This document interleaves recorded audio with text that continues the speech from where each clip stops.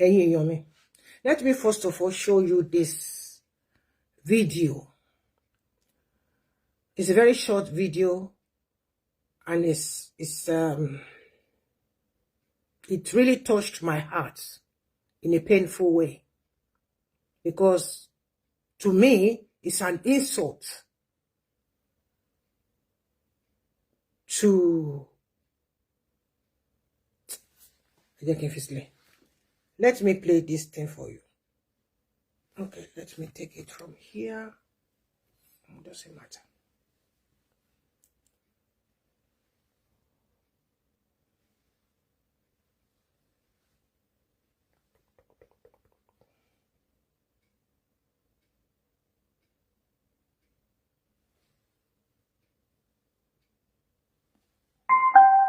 Okay.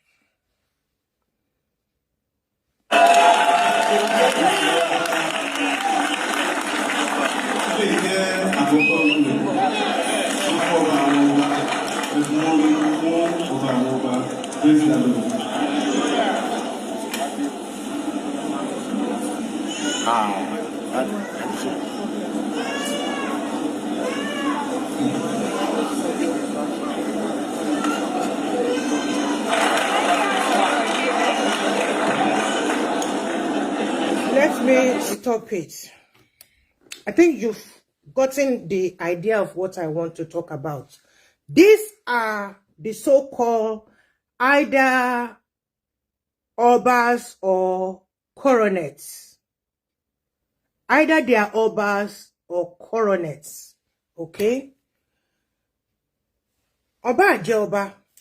Koje first class, koje third class, koje fifth class. First class is the highest. Coronet means double chief and mobile. Abi, you know.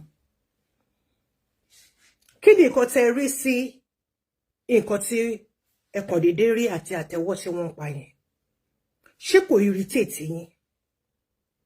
Don't you feel something? Don't you feel irritated?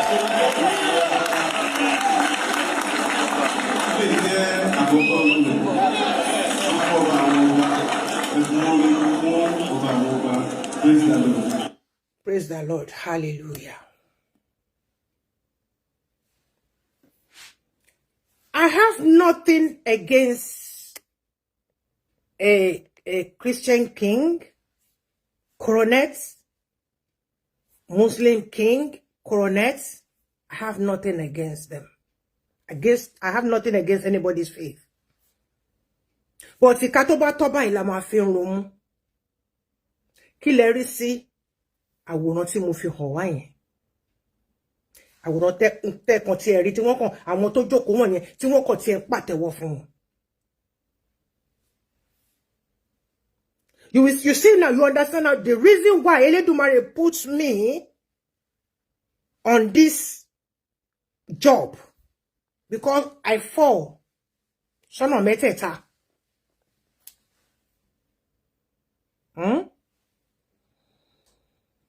This my line of ministry on a meteta lo force. And I'm enjoying it. And I'm giving glory to Jehovah Almighty for putting me here.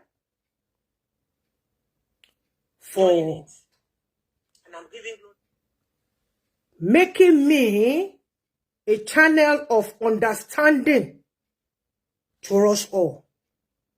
Be you a Muslim, be you a Christian, be you an Onisheshi, Onibile.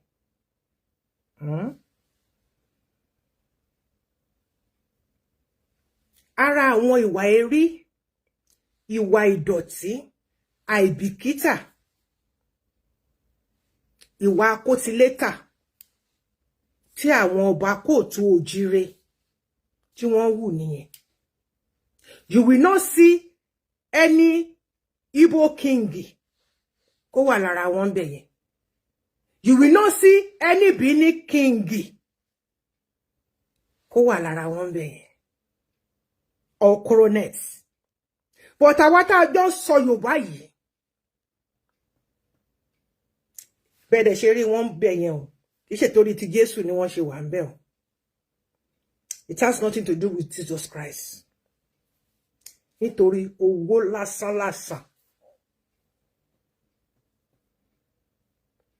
àti ẹ̀mí mi náà mo lágbájá báyìí fẹ́mi náà ní contracts. Ọlọ́run ò fẹ́ irọ́. Ṣùgbọ́n ọmọ ènìyàn wọ́n dá irọ́ wọ́n dá ní agbádáwọ̀ ni. Ẹ wo bọ́n ṣe ṣẹ̀sìn gbajúmọ̀. Ṣẹ̀kẹ̀rẹ̀ lọ bá ń jó. Ìran ọba kan kì í dúró síwájú kó máa sọ pé òun ń kọrin. Kí àwọn kọ́kọ́ máa pàtẹ́wọ́. Kò ṣẹlẹ̀ rí. Mo ti rí ní century tàwa yìí. Ṣé century la máa gbé sí nínú àbí decades la pè tàwa yìí. What do you think?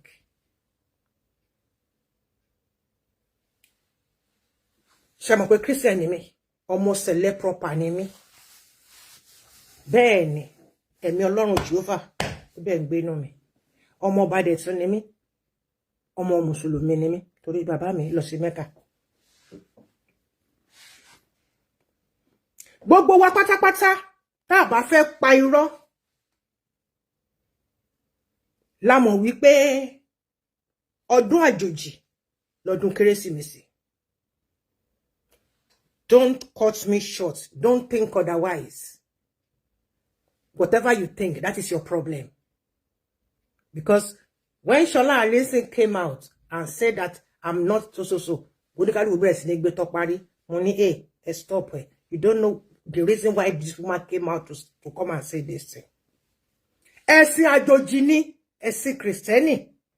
And Kérésìmesì tá ń ṣe yìí, if you don't know, it has nothing to do with Jesus Christ. Jesus was not born in December. Àwọn òyìnbó yìí náà, no Maradona gbogbo ẹ̀ náà débẹ̀.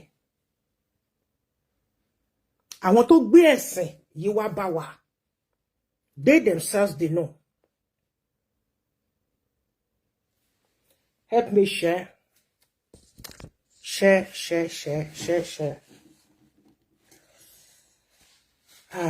No.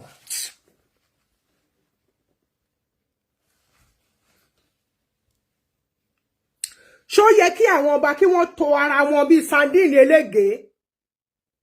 There are more than 60 there, if not up to 100. Ẹ má jẹ́ kí n exaggerate. Ẹ kí n mú between 60 and 80. Ṣé rí pé kámẹ́rà gan ò tún gbé wọn tán, wọ́n tún wá láti kọ́ọ̀fù báyìí ni. For you to know how stupid they are, all of them. Be a king, be a coronet, they are all stupid. Why? Because they don't even know how to stand.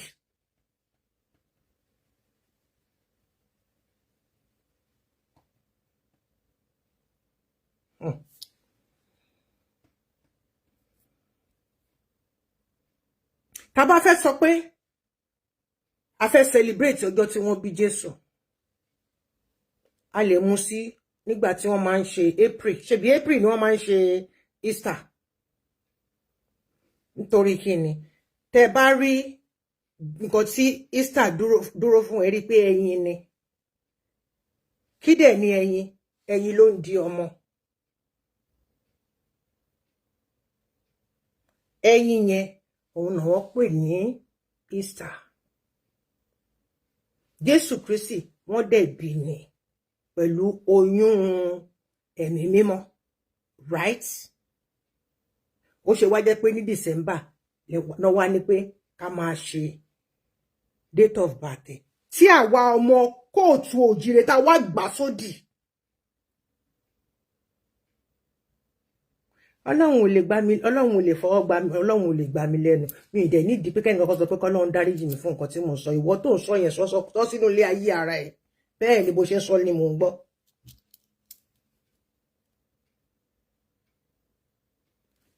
Tí obìnrin bá lóyún, ó máa bí ọmọ. tí ẹ̀yin bá tí ẹni tó ẹ̀yin tó bá yé ẹ̀yin tẹ́yin bá gbóná tán tó bá mature tán tó bá sàbálẹ̀ ó máa open ọmọ máa jáde ìyẹn ni pé wọ́n bíyàn kí ni nǹkan tá rí tó fi sọ pé December ni that is not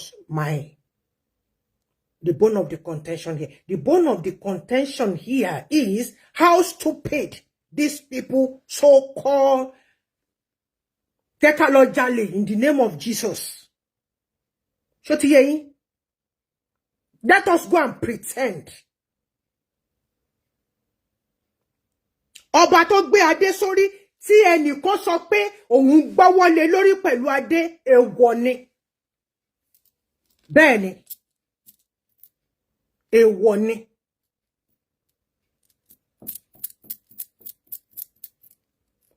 Tó bá ń sọ̀rọ̀ nípa pé ọba ṣe kíní kan mi ò kì í fẹ́ máa dá sí torí máa dàbẹ́ ní pé bóyá nítorí pé mo jẹ́ ọmọ ọba.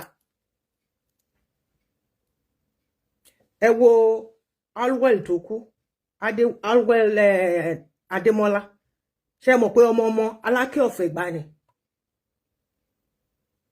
Ta ló mọ̀? Nínú report tí wọ́n gbé jáde mo ti gbà tọ̀dọ̀ tèmi lọ́dọ̀ láti kíní. The press release and it's everywhere. Even if you Google it, it's there.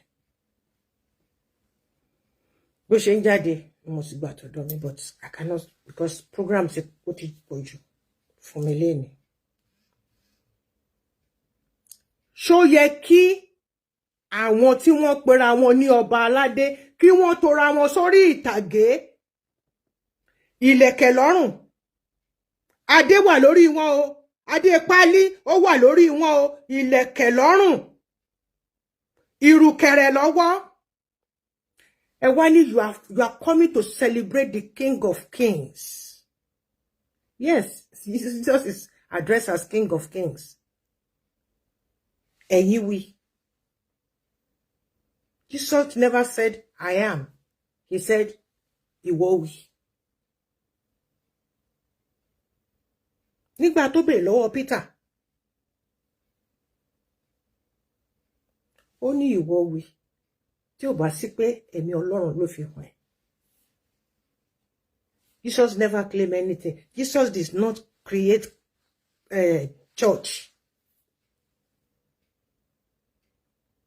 Òun làwa ti sọ di nǹkan tá fi ń pa owó tá fi ń jalè tá ń fi orúkọ Jésù jalè tá ń forúkọ Jésù bà tèèyàn jẹ́ ọmọ ènìyàn àbìdí yànyàn.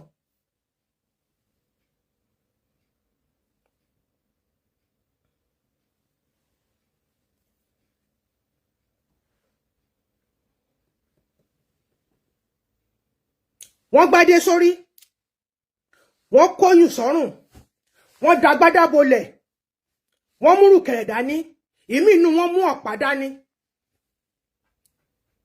ẹlẹ́ẹ̀kọ́ wá síwájú Jésù ẹ wá fi gbé Jésù ga.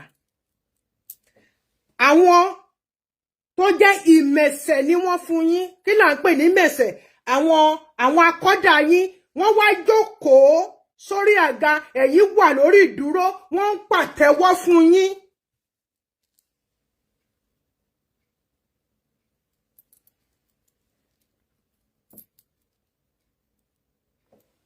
Ọ̀pọ̀ nínú wọn àkó mo sọ most of them might be coronet wọn ò dá sí ọ̀rọ̀ ìbílẹ̀ ìlú wọn ìṣẹ̀ṣe ìlú wọn wọn ò dá sọ̀rọ̀ òòṣà ìlú wọn torí pé wọ́n ti gba ẹ̀sìn àjòjì yìí wọ́n dẹ̀ rí pé ọ̀nà tó dáa ni láti máa lọ fi jalè. Are you getting my point now? It's not because they claim to be Christian that I'm saying that it's wrong. It's because they are using it in a wrong way, in a fake way, and then pretending to be. Àwọn ọba, àwọn wá kí ọba. Wọ́n wá ní pé kí àwọn tó yẹ kí wọ́n máa kúnlẹ̀ síwájú wọn. àwọn yẹn wá jókòó wọ́n tọ́ná sí wọn wọ́n yà wọ́n ní fọ́tò parapara wọ́n pàtẹ́wọ́ fún wọn ṣe rí pórí wọn ti dàrú àkótílétà ọmọ ni wọn. I owe none of them an apology. Not a single one of them.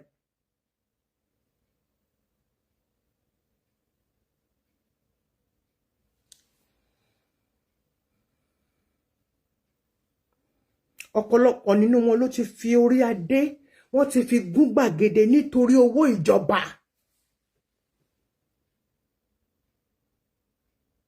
And owó ìjọba làwọn aládé ti ń jẹun. Àwọn ìjọba ló ń fún wọn ní salary. Whereas it was the other way around before. Níbi tó ti ń ṣàbòsí ara wọn, tó ti ń ṣe gbogbo ẹ̀. Màá ṣàlàyé gbogbo ẹ̀, ó máa yé wa. Ṣé léyìí ò dojú tì yàn? Ó kù sí gbogbo ọwọ́ ẹ̀yin afọbajẹ. Ẹ ṣe àyẹ̀wò àwọn tẹ́ fẹ́ fi ṣe coronet àbí baálẹ̀ àbí baálé. Baálé yàtọ̀ sí baálẹ̀ o. Baálé kì í ṣe ọkọ sí aya. Ṣóyé ìlú tí ò bá tí tóbi jù wọ́n á fún wọn ní baálé kì í ṣe ọkọ. Òun ló máa mójútó gbogbo affairs. Tó bá tún ti wá pọ̀ sí wọ́n á di baálẹ̀. Ṣé Yorùbá mi ń yé wa? Ẹ̀yin afọbajẹ ẹ máa ṣe àyẹ̀wò fínífíní because this is an eyesore. It's an absolute nothing but absolute nonsense of the highest order.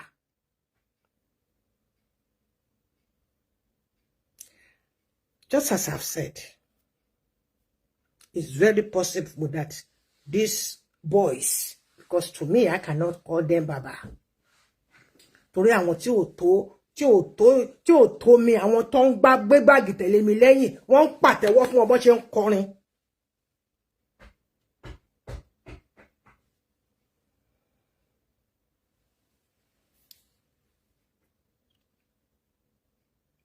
And they might just be organized o. Pẹ̀lú kan tó wà ní Nigeria, wọ́n kàn lè organize wọn to disgrace the throne. Wọ́n dẹ̀ wá gbówó fún ẹ̀yin ẹ̀yà wa gbà. It might be an organized something against Yoruba thrones, against monarchs. After all, gbogbo ala witness nígbà tí bàbá Ọbásanjọ́ táwọn náà lo agbára wọn. Wọ́n ní ẹ̀yin ọba ẹ dìde, ẹ jókòó, ẹ dìde, ẹ dọ̀bálẹ̀, ẹ ṣí fùrọ̀ sókè, ẹ gbápá sísàlẹ̀, ẹ forí dólẹ̀.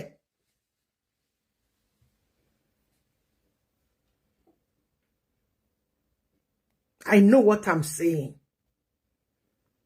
Ìwọ ló yẹ kó jókòó, kó ronú sí nǹkan tí mò ń sọ. Tí mo bá ń sọ̀rọ̀, tó bá ń dá mi lóhùn, tó ń sọ pátápátá nínú ọkàn ẹ̀bẹ̀ yẹn. Tí bọ̀ pẹ̀lú àwọn wèrè tẹ́jọ jókòó tẹ́jọ ń sọ, ẹ lè kẹ́kọ̀ọ́. And I owe nobody an apology. Láyé.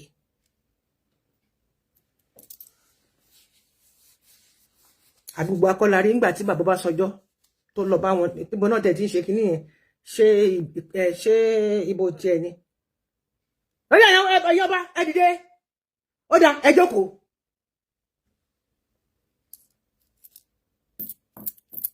Ẹ rí pé ìrí tí ọ̀bọ rí dà ní ló ṣe gbọ̀gẹ̀dẹ̀ ọwọ́ ẹ̀. Ẹ pè ṣá lórúkọ Jésù Kristi. Àní yọ̀dẹ̀ àní Ọlọ́run ní fi àti jẹ wá síbi tó nira. Àní lò wá láti ba ohun tí a fẹ́ táwọn ìran wa ọ̀la ọ̀túnla ìjọ mẹ́rin máa jẹ́.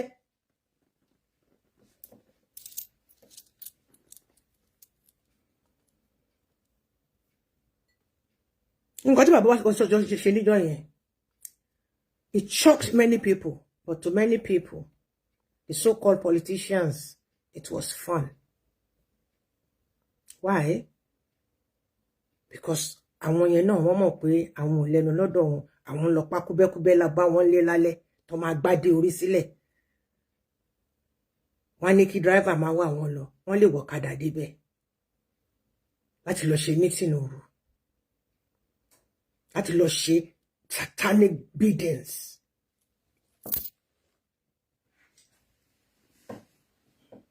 Àti jẹ àti mu yín kò ní sí níbi tó nira. Ẹ ní ta ògo dànù nítorí àti jẹun. Ẹ ní ta ògo ọlá àwọn ọmọ yín dànù nítorí àti jẹun lórúkọ Jésù Kristi ti Nazareti. Alálẹ̀ ò ní jẹ́ kó lè mọ́ yín. Ìran ọ̀gẹ̀dẹ̀ kan kì í sunkún àti dára òní ni yín. Ibi tí oyin bá wà báyìí, lọ́mọ èèyàn ti máa forí jágbójájù, wọ́n ti máa lọ kó afárá oyin náà ti máa lọ kó. Bẹ́ẹ̀ ni, ibẹ̀ náà dẹ̀ lera náà dẹ̀ ti máa lọ bá. Ire yín máa wọ́ wá bá yín ni. Àṣẹ Èdùmàrè. All these so-called obas, they are non-entities, and it's paining my poor heart as a blue blood.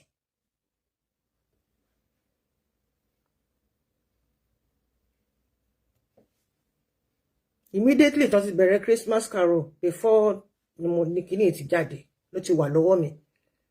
Ló ti ń kọ́ mi lára, ló ti ń kọ́ mi lára, ló ti ń kọ́ mi lára. I posted it in all Àwórì forums.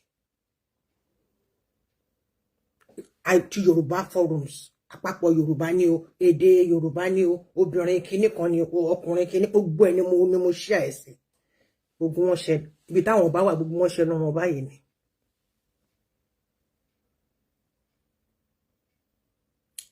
Ọmọ Tádé ṣe tún ti dé.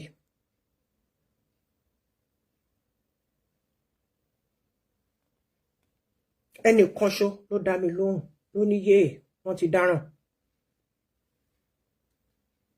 Ẹnì kìí ṣe inú fọ́rùmù ni mo send yẹn sí, mo send yẹn personally, and it's a Christian tí mo dẹ̀ send yẹn sí. Only this is bad. Yeye àwọn ilé wọn ti dáràn lọ́wọ́ yín torí wọ́n á gbọ́ torí wọn, wọ́n á dẹ̀ gbọ́ torí wọn. I have nothing against being a Christian. I have nothing against celebrating the occasion. But ìmúra orí burúkú tẹ́ mú lọ síbẹ̀ yẹn, gbogbo yín pátápátá lálẹ́ ló máa mú. Mi ò dá lábàá mo pa láṣẹ ni, ẹnu mi ẹnu àṣẹ. Ìbá jẹ́ pé kó jẹ́ pé ojúwòye lẹ ti lọ mú gbogbo àwọn nǹkan tó wà lọ́rùn yín tẹ́ wò yẹn. Mi fact pé tí ẹ gbé appearance pé orí adé ni yín yẹn. Ilẹ̀ máa mú gbogbo yín ní kọ̀ọ̀kan.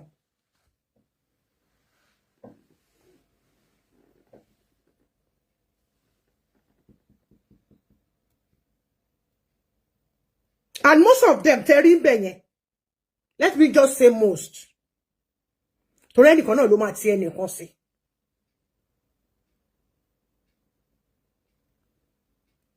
They are all politicians. And they are working for all these politicians. APC, PDP, kìnìkan. Àwọn tí APC àti PDP, APC yẹn ti pọ̀ jù. They are ready to do anything.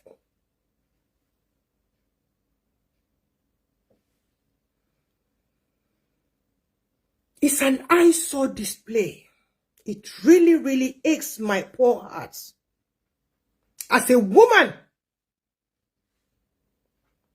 from a noble blue blood first class background. Ọmọ ọba ni mí, ìyá ọba ni mí, gbogbo ìgbà ni mo ń sọ. Àwọn ẹbí mi dẹ̀ wọ́n wà lórí platform. Wọ́n bá rí pé mo ti rí wọn lókè, wọ́n lọ sá sẹ́yìn àbí kán lọ sá another page.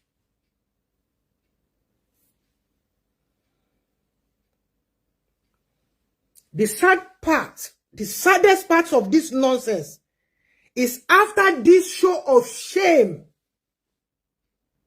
they will pay them off. They will all collect envelopes from each person, each of their candidates, or collectively.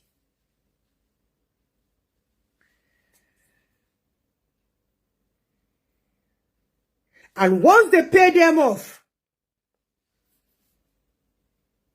they turn them to Ajagungbale.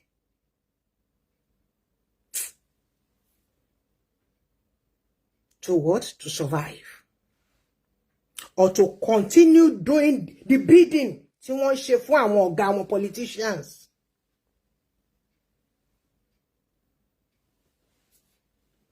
Just for them to remain in the good book of the so-called politician. Ṣóyé yín bí irú nǹkan tí Kàbírù rest his soul tó bá deserve ẹ níbi tó wà. Ọba sọlọ tí mo bá fà tí mo ṣe program fún títí wọ episode 18 ó wà lórí YouTube. Because mo mẹ̀tọ́ mi, I know my rights. Irú nǹkan tó ṣe tí Kàbírù Adélájà Agbábíàká Ọ̀sọ́lọ̀ àná tó ṣe tó fi jẹ́ kí Wàsíù kó ráìdì wọn torí pé kí ni Wàsíù ló introduce ẹ̀ sí Tinubu bí Wàsíù ṣe di ẹni tó dì mú ní gògògòngò nìyẹn. Wàsíù wá dẹni tó wá ń pàṣẹ ní ìsọlọ̀. Wàsíù láti máa sọ fún Kàbírù pé shut up. When I'm talking, you don't talk. I have the video and he's still paying me till tomorrow. Though Kàbírù is dead now. Gbogbo nǹkan tí mo dẹ̀ ń sọ fún nígbà yẹn ó ti dẹni lẹ̀lẹ́ ni. Òun náà wà ń bẹ̀ tó ń sunkún. He was among the people tó lọ dọ̀bálẹ̀ kí Kàbírù kí Wàsíù nígbà tí Wàsíù tó sọ̀rọ̀ ẹ̀ di ọba. Lé Àwùjalẹ̀ lórí tó lọ ń ṣe kábíyèsí ńbẹ̀. I mentioned it as a yẹmásẹ́ni mi. Kò sóhun tẹ́dìẹ tó lè fẹ́ kò sí nǹkan tẹ́dìẹ lè fẹ́ yí ọmọ àṣà ṣe láyéláyé.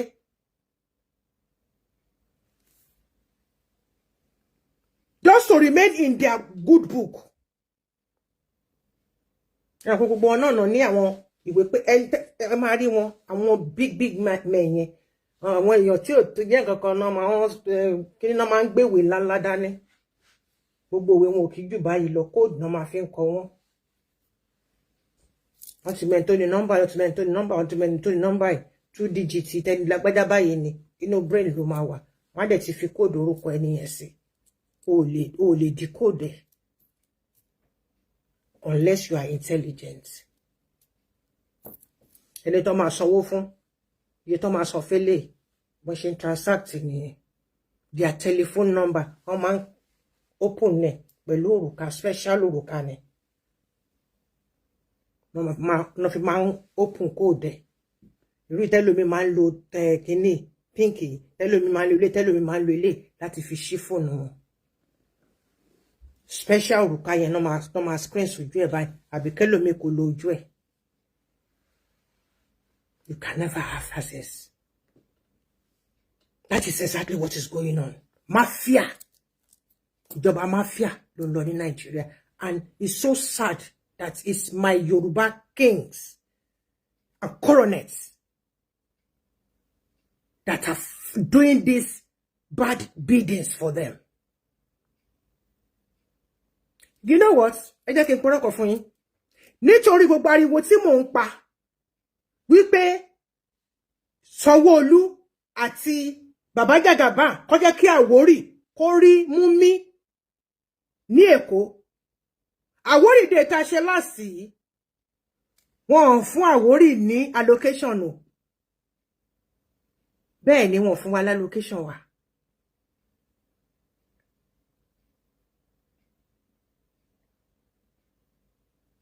But lábẹ́ bó ti wù kó bàjẹ́ tó. The day was done. The day was beautiful.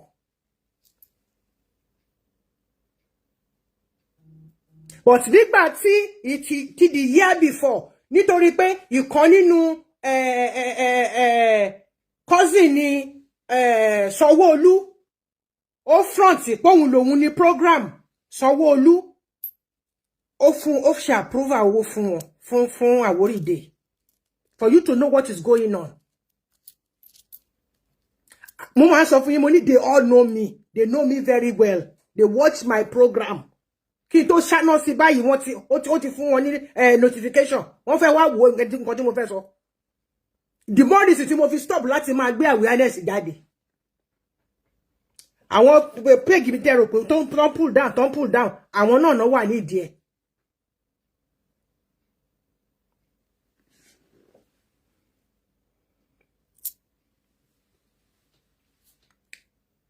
I learned that something happened, an incident, a very sour one, happened during the tenure of Akinwumi Ambode, 2015 to 2019, when some Obas, they were instigated to make a certain pronouncement concerning how they were relegated and this and that and that and that and that. They didn't recognize them and this and that and that and that and that. Once she press release conference with all the gbogbo wọn náà jọ kò náà jọ ṣe conference yẹn. Gbogbo wọn náà jọ wà gbogbo wọn tó jọ kẹ́ bá lè mọ̀ pé ọmọ Yorùbá Ọlọ́run á jẹ́ ká bá. Gbogbo wọn ni wọ́n jọ dúró náà jọ sọ̀rọ̀ yẹn. Nígbà tó di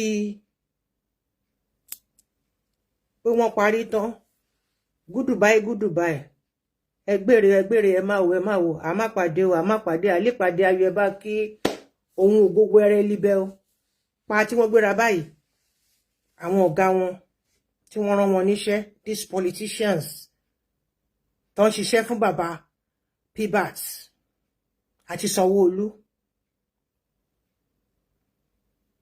Kí lorúkọ ti kẹjà yẹn náà? I've forgotten his name.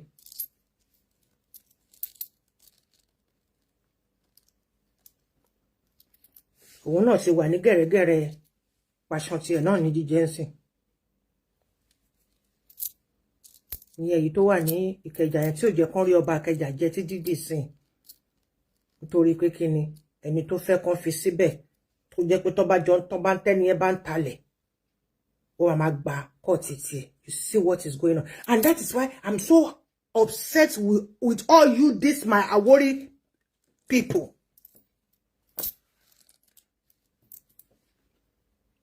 Ẹnu Ọmọ́tádé ṣe nìkan lẹ sọ pé ṣe kínní nígbà tán gba gbogbo ẹ̀ tán gbà lọ́wọ́ yín. Kí náà kúrò ń bẹ̀ sí ni they went back to report. Lágbájá wà líbẹ̀ tàbẹ̀dú wà líbẹ̀ èmi ìka mi wà líbẹ̀ o èmi ìka mi sọ orúkú méjì o àbí mẹ́ta o ṣé ẹ mọ̀ pé wọn ò lè ṣe kí n má sọ̀rọ̀ àwọn ò lè ṣe káwọn má sọ̀rọ̀ ṣùgbọ́n nǹkan kékeré báyìí làwọn sọ wọ́n make sure páwọn làwọn sọ èyí tó kéré jù nínú ọ̀rọ̀.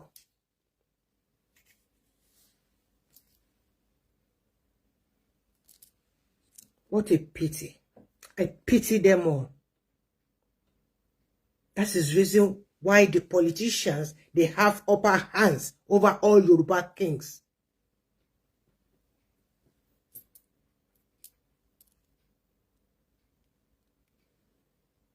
And the same Queen Elizabeth, who placed kings under the government, in her own country, Queen Elizabeth, in her own country, she rules there. She rules there. She has the final say. And her son, King Charles, has taken over. Why we, Nigerians, Obas, we are still where they left us. Because they don't want peace. They don't want us to love each other. You will say what as all that I'm saying has to do with Bimushibere. one and the same 10 person. They use one colonize wa. Báyìí lẹ ṣe máa ṣe, báyìí lẹ ṣe máa ṣe. Torí àṣà tó ti kọ́kọ́ wà nílùú nìyẹn. Ẹ gba Jésù. Orúkọ Jésù yẹn la máa fi gàbàtẹ́ máa fi pa gbogbo nǹkan tí yín tẹ́ ní rẹ́. Gbogbo nǹkan tẹ́yin nìyẹn, ẹ̀yin ẹ kó fáwa, ẹ ṣàlàyé bẹ́ẹ̀ ṣe lò. Ẹ̀yin ò ní ìdí ẹ̀. Ìtàwà nìyẹn, òun ló máa gbé yín dọ̀run. Àní tó bá tún fẹ́ dìbò sẹ́ mi sọ pé kán bu omi sínú ìbọn kan gbé fún gbogbo wọn mu. Ẹ rí pé Nàìjíríà ńgbà téèyàn bẹ́ mẹ́ta mẹ́rin bá máa kú láàrin ọjọ́ méjì, Nàìjíríà tó kíákíá. Tó bá ṣì ń lo Bible, tó dẹ̀ ṣì ń lo Quran. The same legacy the son King Charles is following. You think that the British doesn't know all the nonsense that is going on? He knows.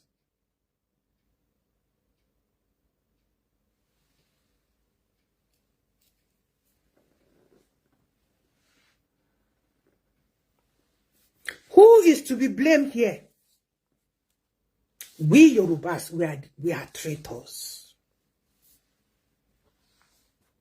We always sell our brothers, our siblings. Nítorí abọ́ àsáró ilé kù rẹ́dẹ́rẹ́dẹ́. Àtowó tó máa lọ fi pokùnso. Tí ò bá síbẹ̀, báwo ni odidi ìwọ? Even gan. Tí bàbá inú ilé. Bàbá tó kó àwọn ọmọ ẹ̀jọ. Tó bá dress as Father Christmas or kinikan is to make the children and grandchildren happy, but he's going to sit down carrying them, taking pictures. And if he is to sing for them, they will all join him. Not all of you fools.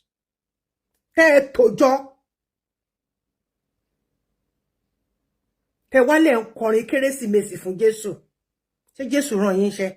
Ṣé Jésù tí ẹ mọ̀ yín? Jésù ò mọ̀ yín. Ẹ̀yin gan ò mọ̀ Jésù.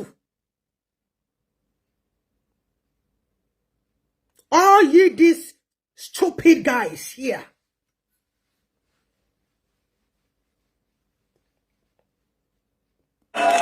Each and every one of you. The very first time, I get Emma go. Ogo fún ọba àwọn ọba. Ṣẹ̀dẹ̀ tó ń gbọ́, ó tún ní kábíyèsí. Kábíyèsí wo náà wá ń pè ní méjèèjì.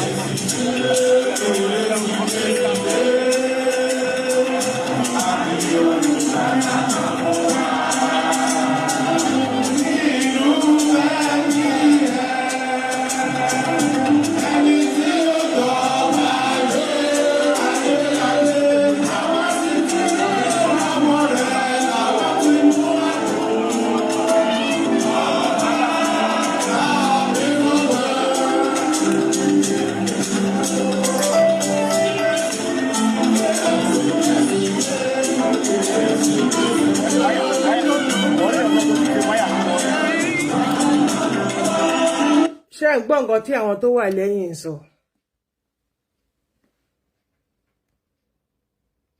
Àwọn kan wà ńbẹ̀ tó ń ṣe dáadáa.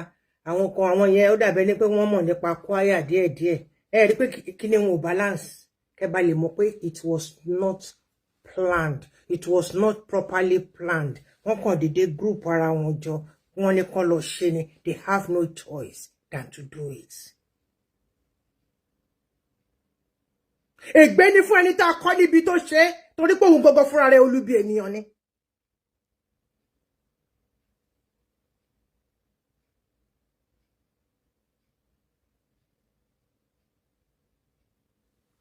Gbogbo yín pátápátá tẹ́ wà níbẹ̀ bẹ́ẹ̀ ṣe pọ̀ tó bẹ́ẹ̀ ni lọ ṣe máa mú gbogbo yín.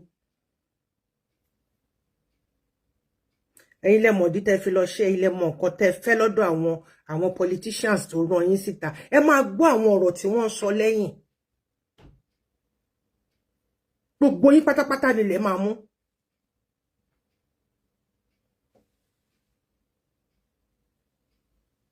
Àwọn bàbá mi kan wọ́n ní ṣé mo mọ̀ wọ́n, mo ní how will I know them?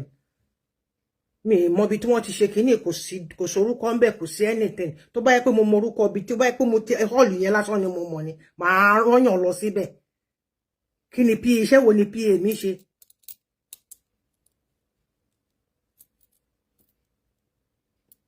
Telephone ló máa jẹ mí, telephone, owó telephone ló máa ná mi. Mo mọ èyí tí mo ná lórí telephone tí n bá ń wá information káàkiri. Ibi tí mo ń jókòó sí ni tí mo ń gba information mi. Tí n bá need any information ní anywhere. Mo ń wà lórí telephone títí dago 3 òru. Tí ò dẹ̀ ní sú mi, tí kò ní rẹ̀ mí. Ìyẹn là ń pè ní pé à ń ṣiṣẹ́ f'Olúwa. Iṣẹ́ tẹ̀yin ṣe Sátánì, bàbá yín, òun lè ń ṣe fún. Orin tẹ́ ń kọ yìí, Jésù gan ò mọ̀. Jésù gan ò mọ̀ yín, ẹ̀yin gan ò mọ̀ Jésù. Gbogbo yín pátápátá ni lẹ máa mú.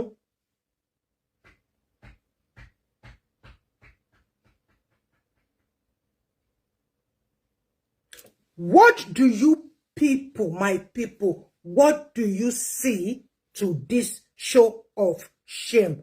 Forget about pé wọ́n sọ pé Jésù ni, torí tẹ́ bá ti gbọ́ orúkọ Jésù, ẹ mọ̀ túmọ̀ ẹ̀.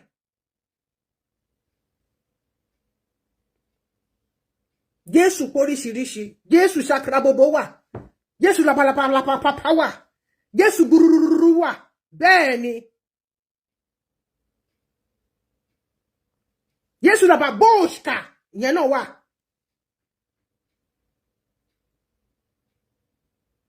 Kí ló fi ń ṣe? Wọ́n fi ń ṣe bí, wọ́n fi ń jalè, wọ́n fi ń túlù ká ni. Ní ìtí gbogbo yín ṣe yìí, gbogbo yín pátápátá, tẹ́ jáde láti inú obìnrin, tó yẹ pé àkàtà obìnrin lẹ gbà jáde, omi ló ṣíwájú, ẹ̀jẹ̀ ló tẹ̀lé. Orí lẹ mú wá ni, ẹsẹ̀ lẹ mú wá ni, abẹ́ lọ́ fi gbé yín jáde ni. Tó bá ti fi omi kàn yín lára lọ́jọ́ tán bí yín, omi á bí yín. Tó bá fi ọṣẹ kàn yín lára lọ́jọ́ tí wọ́n bí yín, ọṣẹ aṣẹ́yìn pamọ́lẹ̀. Tó bá fi kàn yín lọ́jọ́ tá bí yín, tó bá pé ibi tí ẹ gbé wálé ayé wọ́n rí mọ́lẹ̀, ilẹ̀ máa bèrè lọ́wọ́ yín padì kọ̀ọ̀kan, torí tìjú leléyìí.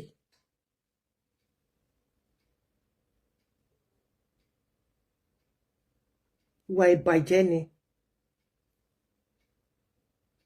This has nothing to do with Jesus. It has nothing to do with Christianity. Think about my analysis and understand me. See beyond one kọrin Jésù, orin Jésù kọ́ làwọn ilé wọn yìí ń kọ yìí. Ṣé orin wọn balance ni kò balance? Ijó ẹsẹ̀ wọn gan ò balance, ẹsẹ̀ wọn gan ò ráìmù. Bí kan bá gbé ìrùkẹ̀rẹ̀ sí bí, kan á gbé ìrùkẹ̀rẹ̀ sápá bí.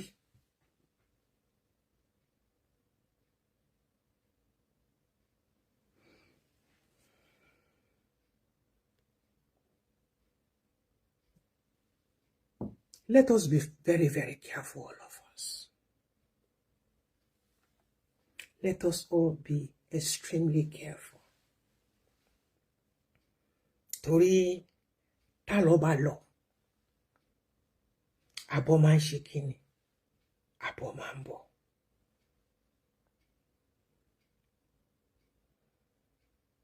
Tá lọ bá lọ, àbọ̀ máa ń bọ̀.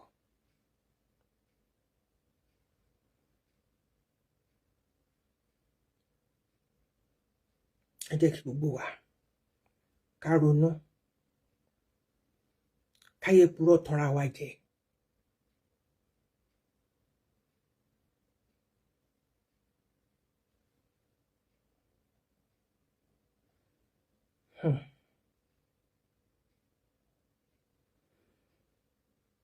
Ẹ jẹ́ ká ṣọ́ra o.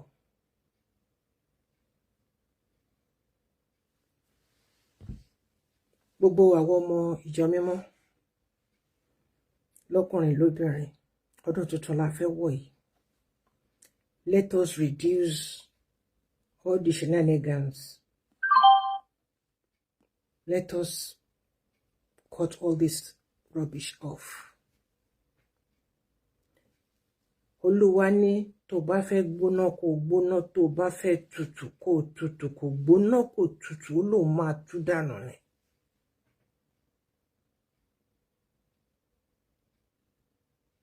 And I have a good news for all of you. Tẹ́ wà nínú committee Nímẹ̀kọ, tẹ́ ń ṣiṣẹ́ Nímẹ̀kọ. Gbogbo àwọn nǹkan tẹ́ ń dáwọ́ bò. The time of reckoning is here. Àwọn mo ti ń sọ tipẹ́. Gbogbo yín dẹ̀ ni náà ń jó lábẹ́ aṣọ. I saw so many faces nínú àwọn fọ́tò tí wọ́n kó jáde.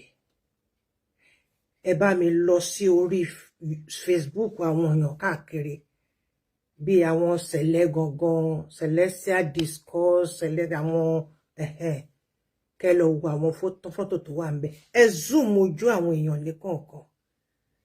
You will see sickness. You will see sadness. Hardly lè máa fi rí happiness. Ẹ má fojú ìtàwọ̀, ẹ fojú inú wò.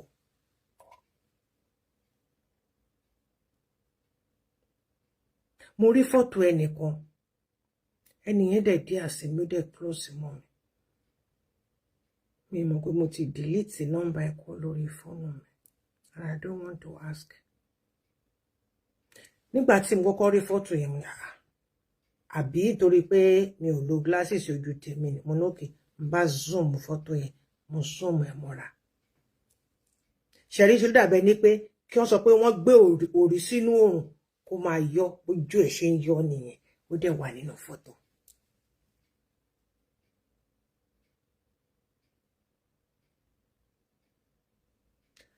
Ó dẹ̀ bá òun ní kọ́kọ́ ló wà ní fọ́tò yẹn. Ó dẹ̀ bá àwọn èèyàn ya fọ́tò. Mo ń láti crop ẹ̀. I don't want to show the person. So I nǹkan tí mo lè gbé jáde that will bring it out. Ojú yẹn, gbogbo ojú ẹ̀ báyìí, ó dẹ̀ ń yọ, ó ń yọ. Mo tún díjú mi, mo tún tún là. Mo tún díjú mi, mo tún tún là. What is going on here? Ẹni yẹn yọ ń tún. I saw so many faces. Àwọn bàbá oríṣiríṣi. Tí happiness tó ti elude wọn. Bí tí mo jó mo làágùn gan ni o. Gbogbo pencil ló ti tún jáde. Ẹ lè crop ẹ kẹ́ fi bú mi o. Ẹ lọ wo àwọn tí wọ́n lọ sí ìmẹ̀kọdún yìí. Ẹ lọ wo àwọn fọ́tò wọn. Ẹ mú wọn ní ẹ mú àwọn fọ́tò yẹn, ẹ má kàn wò bẹ́ẹ̀ lásán. Ẹ mú àwọn fọ́tò yẹn ní kọ̀ọ̀kan, ẹ zoom wọn. Ẹ wá lọ sínú ẹ̀mí, kẹ́ ẹ wo ojú wọn ní kọ̀ọ̀kan. Happiness ti sá fún wọn. Sadness ló wà ńbẹ̀. So kí wá ní on the 20 tó ti lọ jókòó síbẹ̀, wọ́n ti kúrò ńbẹ̀.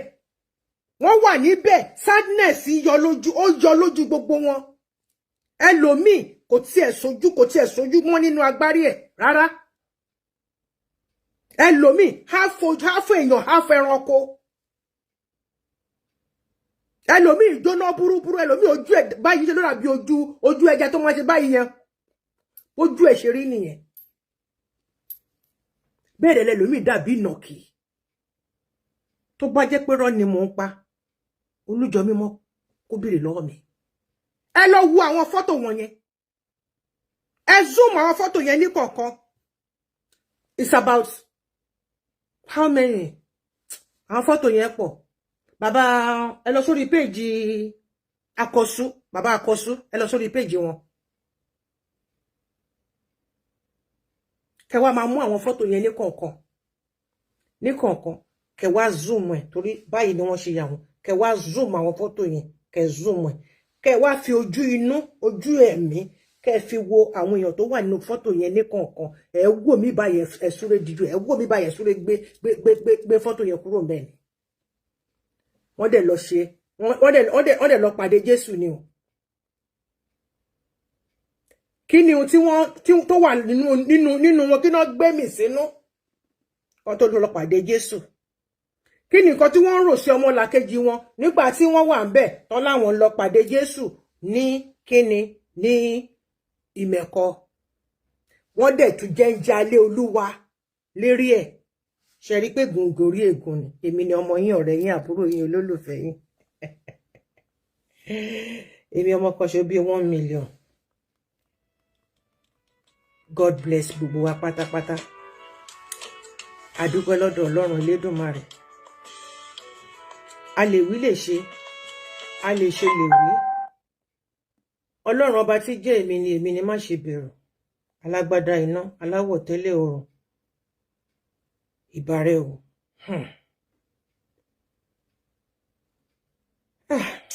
ẹ jẹ́ kí n wá orin tó fine oh my God oh my God oh my God oh my God oh my God nǹkan bẹ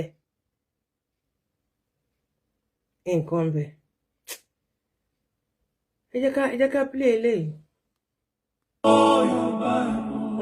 ẹ jẹ́ ká fi lè pa Bíbélì tẹ́ ń gbé kiri jẹ́ mọ́. In the beginning God creates and calls, promise begins. Exodus, God delivers from bondage, leads through the sea. Leviticus, holy God, holy people. Atonement brings us near. Numbers through deserts and out, His faithful pillar guides. Deuteronomy, choose life. Remember and love the Lord your God. Joshua, be strong and courageous. The Lord gives the land. Judges, when we stray, He raises deliverers.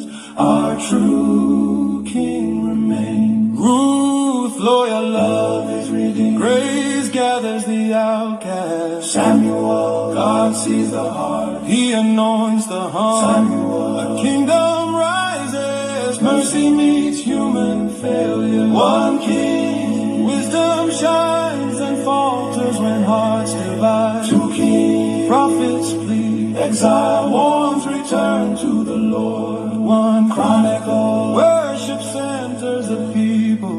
David's line remembered. Chronicle, if we seek His face, He heals our land. Ezra, return and rebuild. The word restores the altar. Nehemiah, broken walls rise by prayer and perseverance. Esther, for such a time as this, God preserves His people. Job, suffering meets sovereignty, trust beyond wise. Song, honest cries become praise. The Lord is our song. Proverbs, wisdom's path begins with fear of the Lord. Do you really know your Bible? Do you know anything? Song of Solomon, covenant love, faithful, pure and strong. Isaiah, the Holy One saves through the suffering servant. Jeremiah, hearts renewed, a new covenant is promised. Lamentation, in ruins we hold. Great is your faithfulness. Ezekiel, dry bones live, God's glory returns. Daniel, kingdoms fall, God reigns. Faith stands firm. Hosea, unfailing love pursues wandering hearts. Joel, return to me, I'll pour out my spirit. Amos, let justice roll like mighty waters. Obadiah, pride collapses, the Lord lives. Zion, Jonah, mercy runs faster than our flight. Micah, do justice, love, mercy, walk humbly. Nahum, God ends oppression, He is our refuge. Habakkuk, from wide or yet I will rejoice. Zephaniah, the Lord sings over you, be glad. Haggai, build my house, I am with you. Zechariah, not by might, by my spirit, says the Lord. Malachi, return to me, the Son of Righteousness rises. Matthew, promise fulfilled, the Messiah King has come. Mark, the Son of God serves, suffers, save. Luke, good news for the lowly, joy to the nation. John, believe and live, the Word made flesh. Spirit-powered witness to the ends of earth. Roman, grace reigns, we're justified by faith. 1 Corinthians, the cross shapes love in a broken church. 2 Corinthians, strength is perfected in weakness. Galatians, freedom in Christ, no other gospel. Ephesians, Christ one family, armored in grace. Philippians, rejoice in Christ, humble like Jesus. Colossians, Christ supreme, hold fast to him. 1 Thessalonians, live holy, hope is coming. 2 Thessalonians, stand firm till the Lord appears. Timothy, guard the gospel, shepherd well. Timothy, fight the good fight, pass it on. Titus, sound doctrine displayed in good deeds. Philemon, from slave to brother in Christ. Hebrew, Jesus, better preach, better sacrifice, better hope. James, faith works, tame the tongue, care for the weak. 1 Peter, suffer with hope, you are chosen. 2 Peter, grow in grace, beware deceiver. 1 John, God is love, walk in light and truth. 2 John, abide in truth, love faithfully. 3 John, welcome the faithful, imitate good. 2, contend for the faith, keep yourselves in God's love. Revelation, the Lamb wins, new creation forever. Hallelujah. We've just walked through the Bible from Genesis to Revelation. May the good deeds or the otherwise deeds of, don't let me say it like that. May God have mercy on each and every one of us. Baba, ẹ wá gba ọpẹ́ wa. Àdúpẹ́ níbi tẹ́ ti mú wa bọ̀. Àdúpẹ́ níbi tẹ́ mú wa dé. Àyìn lógo níbi tẹ́ ṣe wá lọ. Lórí ètò tàṣálẹ́ yìí, bàbá ẹ gba ọpẹ́ wa. Lórí ohun mèremère tẹ́ ṣe nínú ilé ayé ẹnì kọ̀ọ̀kan wa ní àṣálẹ́ yìí, bàbá gba èyí wa. Lórí pé ẹ dá mi wá sí títí di àkókò yìí, bàbá ìyògo àti ọlá fún orúkọ yín. I pray for you. I pray for myself. Whatever that is missing in your life, that has been missing in your life, shall be found. I pray for you. I pray for you. I pray for myself. The glory of latter shall be better than that of the present. I pray for you. I pray for you. Our children, they will not become our enemy. I pray for you. I pray for you. I pray for myself. All workers of iniquities shall be your enemy. I pray for you. I pray for you. I pray for myself. This new year, 2026, shall be a year of fulfillment. I pray for you. I pray for you. I pray for myself. I use the book of I pray for you.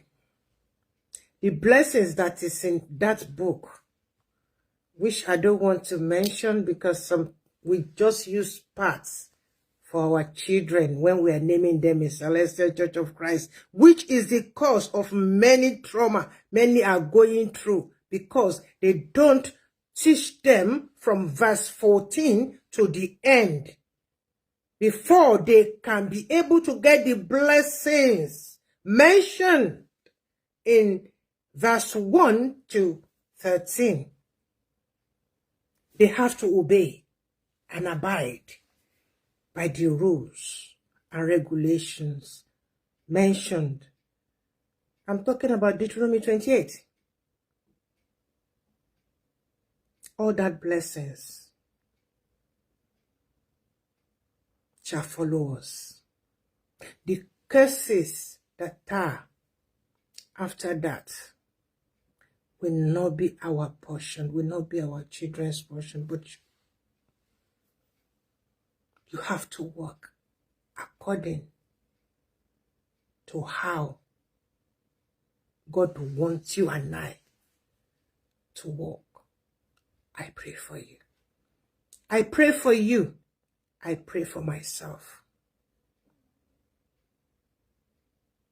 We will not end up in a shameful gutters. I pray for you. I pray for you. I pray for myself. May Jehovah Almighty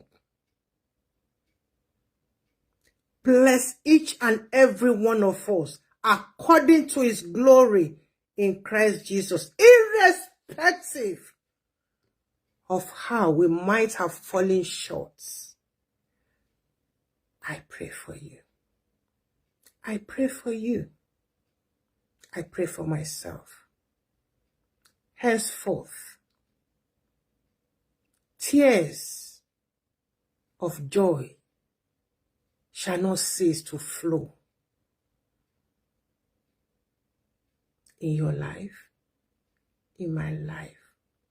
Our cheeks shall be filled with tears of triumph. In Jesus' name I pray with thanksgiving. Mo súre fún ẹ.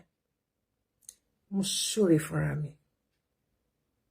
Bá a ṣe fẹ́ lọ gbára lélẹ̀ ní àṣálẹ́ yìí, àní tójú ọrun dójú kú, àní ti bí àlábẹ̀rẹ̀ àrùn.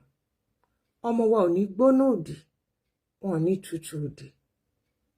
Ṣùgbọ́n tó bá yẹ pé àsìkò Olúwa ti tó, nítorí pé a sọ pé a ó mú olódodo lọ síwájú ọjọ́ ibi, ẹ̀mí wa a fi lé Olúwa lọ́wọ́, Sátánì ò gbọdọ̀ jápa. Mo súre fún ọ. Mo wúre fún ọ. Mo wúre fúnra mi. Àní kò sẹ́ni tó ń rí àṣírí désàlẹ̀ odò. Gbogbo àwọn tó sọ pé ti ń lọ o, wọ́n rí kinní kan bẹ̀, o lè rí àṣírí tó wà nínú omi. Ayé ò ní rí àṣírí ẹ̀. Ayé ò ní rí àṣírí mi. Ọ̀nà àrà tí omi gbà wọnú àgbọn ní orí òkè tí kò sẹ́ni kankan tó mọ̀ bẹ̀. Ọ̀nà tó ń gbà tó fi ń dùn mọ́ Ọlọ́run, tó fi ń dùn, tó fi ń dán fún ẹ, tó fi ń dán fún mi. Ẹlẹ́dàá èmi àti rẹ yóò máa ṣe ọ̀nà náà ní rere ni. Mo súre fún ọ. Mo súre fún ọ o. Mo wúre fúnra mi. Mo ní àṣálẹ́ yìí, ire gbogbo, gbogbo ire, gbogbo ohun tí a ti sọnù, Olúwa yóò kó ìdá ìkó lọ sí òní wa padà. Mo súre fún ọ. Mo wúre fún ọ. Mo wúre fún ẹlẹ́dàá mi. Mo ní sẹ́, a kì í rí ipa títẹ̀ pẹ́pẹ́yẹ lára omi. Gbogbo bí tó bá ti dé báyìí, ayé ò ní rí díẹ̀. Àwọn kan wá ní tó bá ti kọjá ńbẹ̀ kó lọ bá wọn bu yẹ̀pẹ̀ ẹsẹ̀ wá.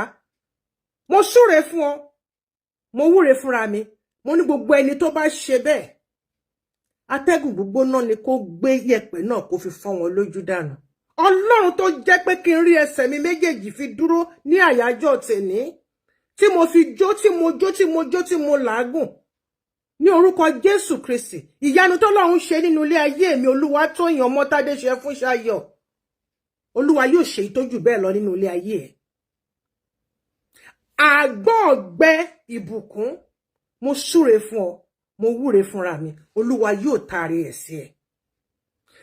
Gbogbo ibi tó bá wá dé nílà oòrùn, ìwọ̀ oòrùn, gúúsù àti àríwá, gbogbo ibi tí afẹ́fẹ́ bá ti ń fẹ́ dé, ayífẹ́fẹ́ ire ni yóò máa fẹ́ lù ọ́. Mo súre fún ọ, mo súre fúnra mi. Ní ìṣẹ́jú péréte tó kù kí ọdún yìí kó parí o. Ò ní parẹ́ máyé, mi ò ní parẹ́ máyé, mo súre fún ọ, mo wúre fúnra mi. Ìran ẹrọ̀fọ̀ kan kì í rógun ìgbóná. Ọmọ ò ní gbóná mọ́ ẹ lọ́wọ́, ọmọ ò ní tutù òdì. Mo súre fún ọ, mo súre fúnra mi. Mo wúre fún ọ ní àṣálẹ́ yìí. Mo ní níre là sọ̀rọ̀ àtàrẹ. Ìrere kẹ̀dẹ̀ nìyí kò lórí burúkú àgbẹ̀rù kà. Orí ẹ á sọ̀rẹ́, orí tèmi náà á sọ̀rẹ́. Mo súre fún ọ. Mo wúre fún ọ tinútinú, tọkàntọkàn, taratara, tẹ̀mítẹ̀mí. Ẹnìkan kò kì í ṣá omi ní ọgbẹ́, apá ayé kankan kò kì í ká omi. Apá olubi kankan kò kì í ká òjò. Kò sí ẹni tó ń ṣe ìrì tó ń ṣe mọ́ ọ̀run. Ayé ò ní ṣeré mọ́, kò ní ṣeré mọ́ ẹ, kò ní ṣeré mọ́ mi, kò ní ṣeré mọ́ àwọn ọmọ wa pátápátá. Mo wúre fún ọ. Ẹ máa bá mi ṣàmì ni. Mo wúre fún àṣẹ ni kẹ́ máa bá mi ṣe. Mo súre fún ọ, mo wúre fúnra mi. Gbogbo ibi tí àwọn ọmọ wa tí wọ́n bá dé, ọ̀nà ló máa jẹ́ fún wọn. Mo wúre fún ọ, mo súre fúnra mi. Mo wúre fún ọ, mo súre fúnra mi náà. Mo ní àwọn ọmọ wa sẹ́, wọn ò ní rógun elénìní. Mo súre fún ọ, mo wúre fúnra mi. Mo wúre fún ọ, mo wúre fún ẹlẹ́dàá mi. Oore tí Olúwa ṣe nínú ilé ayé mi, Olúwa tó yìn oore gbàǹkangbì tó Olúwa ṣe nínú ilé ayé mi. Olúwa yóò ṣe ìtọ́jú bẹ́ẹ̀ lọ nínú ilé ayé. Ẹ máa bá mi ṣàṣẹ Ìdùmarè. Àmì àṣẹ Ìdùmarè. Nítorí pé kóṣẹ ni tìlákọ̀ṣẹ. Àṣẹ jáde, ọ̀rọ̀ jáde àṣẹ gùn ni, àṣẹ la fi dálé ayé. Ṣùgbọ́n lẹ́yìn àmì ló ń kàn. Tí ò bá sí àṣẹ kò lè sí àmì. Tí àṣẹ ò bá dúró, wọ́n ní ọ̀rọ̀ jáde, àṣẹ tẹ̀lé, ó máa ṣẹ fún yín ni. Bí ẹnu mi bó ṣe rí wọ́yọ̀wọ̀yọ̀ yìí tí mo fi súre, tí mo fi wúre fún yín, bí mo ṣe fẹ́ kó rí fún yín, kó rí fún mi bẹ́ẹ̀. Nítorí pé Olúwa dábìrà láyé mi nínú ọdún 2025. Àṣẹ Èdùmàrè. Ẹ̀yin ti rí bí tí ewé tí kò tí ń júbà, tí kò tí kí Elédùmarè pé Olódùmarè mo kí ọ o. Pé mo tún ṣì wà láyé, mo tún ṣì wà láàyè. Igi náà á tún wá ṣe pé Elédùmarè mo dúpẹ́ o. Mi ò yabọ́ lára àràbà tó fi mí kọ́ sí. Àwọn ọmọ yín ò ní ya dànù mọ́ yín lára, tèmi náà ò ní ya dànù. Mo wúre fún ọ, mo súre fúnra mi. Àná dànù. Ó dópin nínú ilé ayé wa. Àṣedànù. Èmi àti yín àní rí mọ́. Ó ti dògún àgbàgbé. Kò wá sẹ́ni tí ó wá ń ṣénà mọ́ ọ̀gbàrá. Ayé ò ní ṣénà mọ́ àwọn ọmọ rẹ o. Wọn ò ní ṣénà mọ́ àwọn ọmọ tèmi náà. Mo súre fún ọ, mo súre fúnra mi. Wọ́n ní tápá ò bá káràbà, apá kẹ̀kà díẹ̀, àtàràbà, àtẹ̀ká, ayé ò ní rí kankan fọwọ́ ká nínú gbogbo wa pátápátá. Olómi tútù odò gbogbo làgbo, omi làbùwẹ̀, omi làbù omi, omi láyé. Omi. Níwọ̀n níwọ̀n tí omi sì ń jẹ́ omi táyé sì ń jẹ́ ayé omi ò ní ṣe ti gbogbo ẹ̀yin tẹbí mi ọlọ́mọ plenty ẹ̀yin my beautiful plentiful plenteous omi ò ní ṣe ti yín tí o kò sẹ́ni tó ń bómi ṣọ̀tá kò sí bí ọ̀fun ṣe lè máa gbẹ̀yàn tó bó o mu drum ọtí kan kò tó bó o mu ìtọ̀ ara ẹ kò tó ṣùgbọ́n tómi tóró bá ta sí ẹ lẹ́nu àlàáfíà dé gbogbo ohun tó wà nínú àgọ́ ara ẹ tó ń gbòdì lára wọn mo nómi tóró omi àlàáfíà kò ta sí ẹ lẹ́nu àṣẹ Ọ̀rúngún kò yí padà àtún máa bá ìtókù sọ ní kòpẹ́kòpẹ́ èmi ni ọmọ yín ọ̀rẹ́ yín àbúrò yín olólùfẹ́ yín ọmọtádé ṣe ẹfún ṣayọ̀ oṣù àkẹsàn lèmi ọmọ agbẹ̀bí òmùwẹ̀ ọmọ pápákọ̀ àmúròkè ìjẹ̀bẹ̀ èmi lọmọ káfọpa wàkáfàjẹ wàkáfò gèdègèdè ọwọ́ wa kọ̀ dé ṣẹ́rí mo lé ẹkìlọ̀ fàgbálẹ̀ lákà kó má fọwọ́ gbárawé kó rántí ọká pébẹ̀ ló ti ń kọ́ ọmọ wẹrẹ jẹ gbogbo ẹni bá sọ pé òun ò kí rọ́mọ lẹ́yìn ejò ẹ bá mi sọ fún wọn wípé bíi ti yín kọ́ torí pé kí ni èmi lọmọ arúgbó olúfà tí ń tòṣùmarè ire o ire kàǹkà ire kàbìtì ẹni bá fojú burúkú wò yín ojú náà àrèlédè àṣẹ ni ẹni bá lérò burúkú sí yín ṣùgbọ́n má lérò burúkú sí yàn o ẹ jọ̀ọ́ ẹ̀yin tí èmi ọlọ́mọ plentiful plenteous family mi ẹ má lérò burúkú sí yàn nínú ọdún yìí ṣùgbọ́n ẹ jọ̀ọ́ ẹ máa ṣe kinní kan fún mi tẹ́ bá ti jí láàárọ̀ ẹ máa fomi bọ orí yín omi ìpẹja lórí nínú odò ara kì í ní ẹja nínú ibú bẹ́ẹ̀ ni ọba tó dá òkun tó fi yọ̀ já tó dá ọ̀sà tó ní kẹja máa wẹ̀ nínú ẹ̀ ṣeré ẹ máa yọ bọ́rọ̀ ni tó bá kọ̀la á tún kọ̀la tó bá kọ̀la á tún kọ̀la tó bá kọ̀la á tún kọ̀la torí pé ọ̀la kì í tán láyé torí pé Olúwa dá mi sí di èní yìí èmi tó yẹ kí n wà lórí kẹ̀kẹ́ tí wọ́n máa tì mo wá dẹni àjítọ́ náà òun á dẹni tó ń jíjú ọpẹ́ fÓlúwa ẹnu ọpẹ́ ẹnì kankan nínú yín ò ní kan gbogbo ẹ̀yin ìyá mi gbogbo ẹ̀yin bàbá mi ẹ̀gbọ́n mi ọ̀rẹ́ mi àbúrò mi ṣàwáwù dédé mo dúpẹ́ lọ́wọ́ yín gbogbo àdúrà yín gbogbo ìwúre yín gbogbo àwẹ̀ yín lórí mi ó gbà ó débì kan mo ní mo gbọ́dọ̀ lọ sí Nàìjíríà àwọn ẹbí mi gbọ́dọ̀ fojú kàn mí Ọlọ́run wá ṣe owó tí máa fi ra tíkẹ́ẹ̀tì yẹn owó yẹn ò yọ tówó yẹn bá kù díẹ̀ báyìí máa tó fi ra nǹkan tó bá kù díẹ̀ báyìí máa tó fi ra nǹkan tíkẹ́ẹ̀tì wá ń gbówó lórí lọ torí pé kí ni Olúwa ó fẹ́ fi hàn mí wípé òun lòun dé èmi nínú ilé ayé mi tó bá yẹ pé mo lọ sí Nàìjíríà tí mo sọ pé mo fẹ́ lọ wẹ̀ ẹ̀ẹ̀kan lè bọ ara fún mi kí n lè ṣe torí ọfà yẹn pọ̀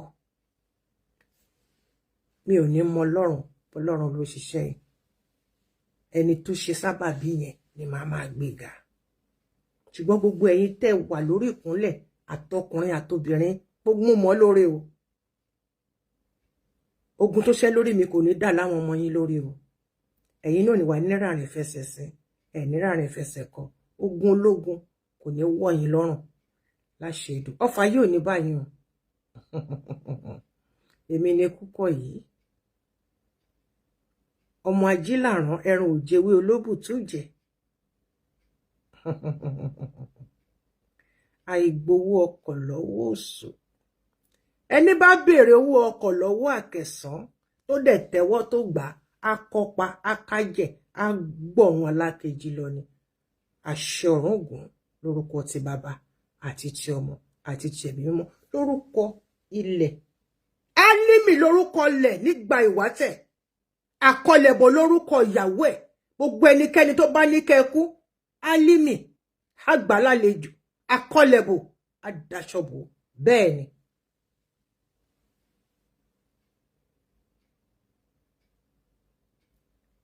ikú tó yẹ kó pa mí ó ti pa àwọn ọ̀tá mi tọmọtọmọ. Ẹni tó forúkọ mi sílẹ̀ ó ti forí ẹ̀ gbé. Ẹni tó mójìjì mi sílẹ̀ ó ti forúkọ ààrẹ ó ti fi di ó dìdàkọlẹ̀ bò. Ohun tó Olúwa ṣe nínú ilé ayé mi Olúwatóyìn, Ọlọ́run mi á máa jẹ́ Ọlọ́run nínú ilé ayé tiyín náà. Ọlọ́run èmi Olúwatóyìn, mi ò dárúkọ anybody mọ́. Ọlọ́run èmi Olúwatóyìn, ọmọ Tádé ṣe fún Ṣayọ̀. Òun ni màá máa sìn ní gbogbo ìgbà. Òun ni màá máa pè ní gbogbo ìgbà. Nítorí pé òun nìkan ló lè ṣe. Ẹni bá sọ pé afẹ́fẹ́ kì í ṣiṣẹ́, irọ́ ló pa. Tó bá pàdé afẹ́fẹ́ lọ́nà, a mọ̀ pé afẹ́fẹ́ ń dábìrà. Afẹ́fẹ́ burúkú ò ní fẹ́ lèmi àti yín. Àṣẹ ọ̀run gùn kò yí padà. Ire o, ire kàǹkà, ire kàrìtì. Ó dìgbà kan náà. I love you. Thank you. Thank you. Jehovah has been so faithful to me. I try to reach out to many people just for them to come and visit me. But people didn't understand. They were too busy. If somebody is trying to reach out to you, it's a privilege. Look at Alwell. How old is Alwell? Àwọn èèyàn sọ pé ọmọ 43 ni no. She was 49. But she happened to be great-granddaughter to Alake of Egba. Let me show you a video. Video tí ó ti ń ṣe kíni, tó ti ń kọrin. Where is this video now? I think this was the last video tó ṣe. Tó ti ń gbé Olúwa ga. Let me change. Maybe no. I can change it.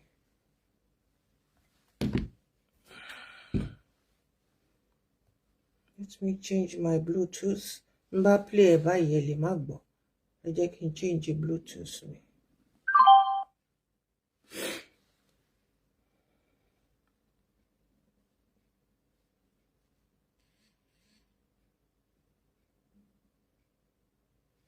Allez. Ṣá lè sọ pé ó lè jẹ́ bẹ́ẹ̀, very beautiful. Oh my God. So beautiful thing. Ilẹ̀ ń jẹ̀yàn.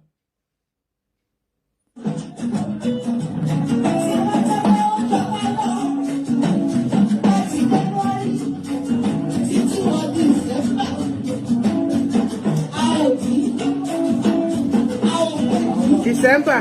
Ṣé December náà kọ́ la ṣì wà yìí? December dẹ̀ mú lọ. Ẹ lè mọ̀ pé bó ṣe wọ Ọlọ́run ló ṣe ń ṣọlẹ̀ o.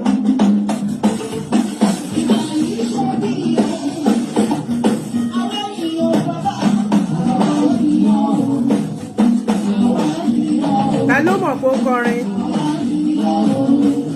Ọmọ ọba ni o, oníkálùkù ló lọ́nà tiẹ̀. Bẹ́ẹ̀ ni o.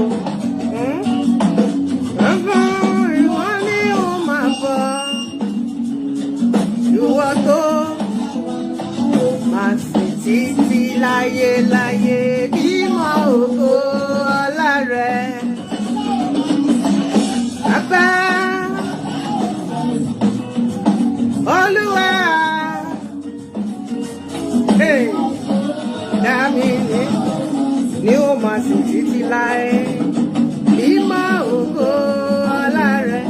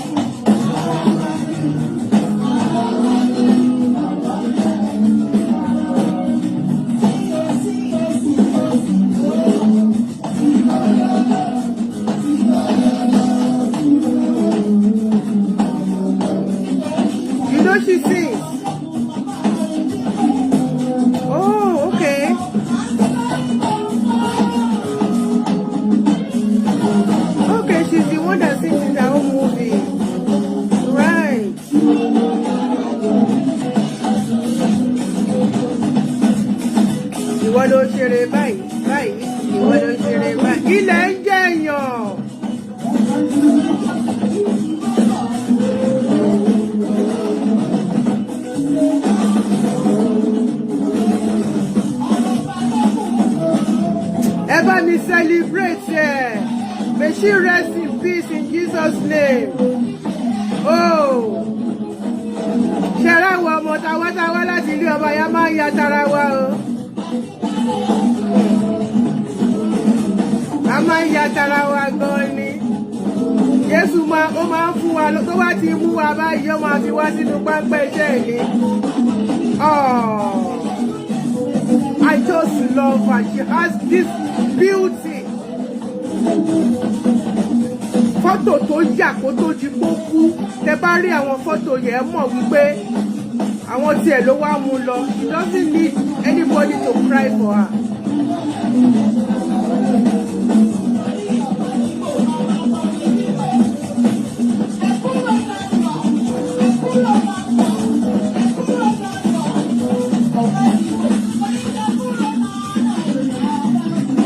Celebrate her ẹgbẹ́ bá mi send the love sí.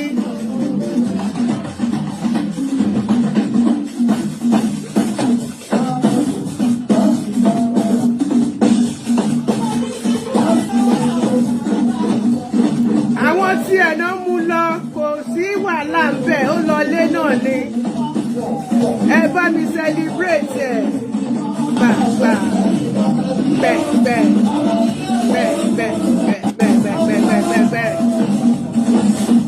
Ẹ bá mi celebrate ẹ̀ life well spent. God bless you. Ẹni tó tẹ lọ́ọ̀fù yẹn o. She lived a very fulfilled life. She had fun. She enjoyed her life. Irrespective of what and what.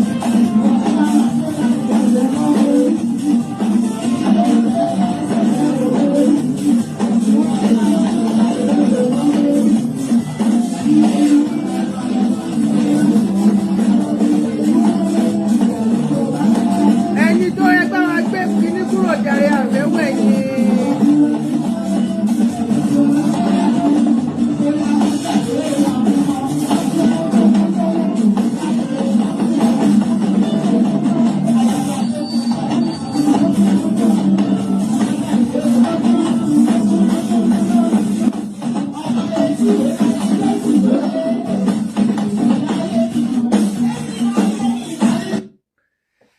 God bless her. She lived a very wonderful, fulfilled life.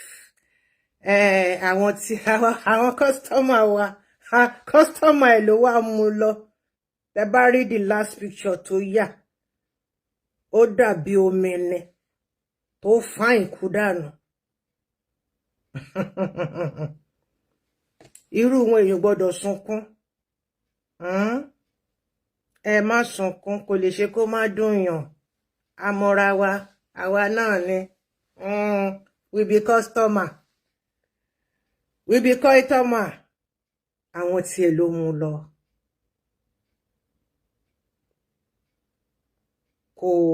Kò regret because it was her time. Ó ti ṣe tán bí, ó ń continue elsewhere. Okay? And it's for a purpose, for a reason. It's better that way than kó lọ jẹ́ pé ó máa kú sójú títì, ó máa lọ ní accident àbí kíní kan. Just celebrate her. Celebrate her exit. Ẹ jẹ́ kí n lọ sórí Google kí n lọ kó àwọn last picture tó yà.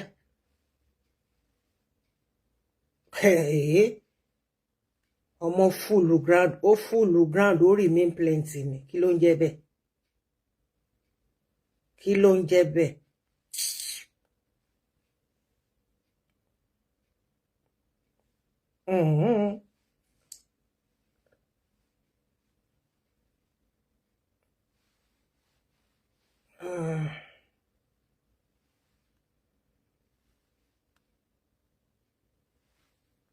Ẹ wò, ṣe fẹ́ sọ fún mi pé léyìí ó happy.